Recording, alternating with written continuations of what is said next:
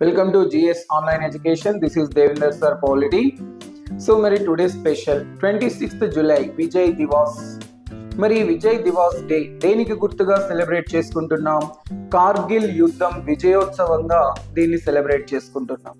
ప్రతి సంవత్సరం ఈ రోజు దేశ ప్రధానమంత్రి ఇండియా గేట్ వద్ద అమర్ జవాన్ జ్యోతిని వెలిగించి భారతీయ సోల్జర్స్ తమ ప్రాణాలు అర్పించినందుకు వారి ప్రాణ త్యాగాన్ని స్మరించుకోవడం జరుగుతోంది. ఈ రోజున యావత్ జాతి కూడా అమర జవాన్ల యొక్క త్యాగాలను స్మరించుకోవడానికి గుర్తుగా జరుపుకునే వేడుకే ఇక్కడ విజయ్ దివాస్.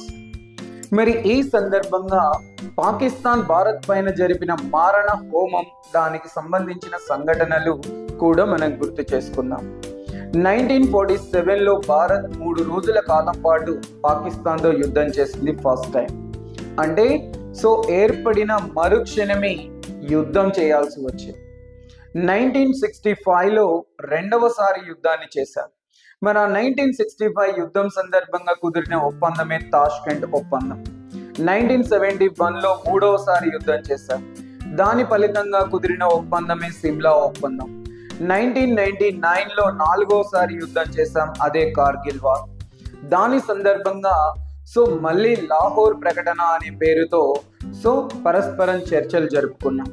ఇక మొన్న ఆపరేషన్ సింధూర్ అనే పేరుతో మరోసారి యుద్ధం చేయాల్సి వచ్చింది పహల్గావ్ ఉగ్రదాడి ఫలితంగా. కాబట్టి ఇప్పటి వరకు ప్రత్యక్షంగా భారత్ పాకిస్తాన్ 5 సార్లు యుద్ధం చేశాయి.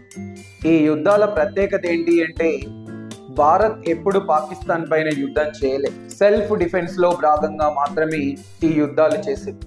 పాకిస్తాన్ ప్రేరేపిత యుద్ధాలే తప్ప భారత్ ఎప్పుడు కూడా యుద్ధాన్ని ప్రోత్సహించదు, యుద్ధాన్ని కోరుకోదు.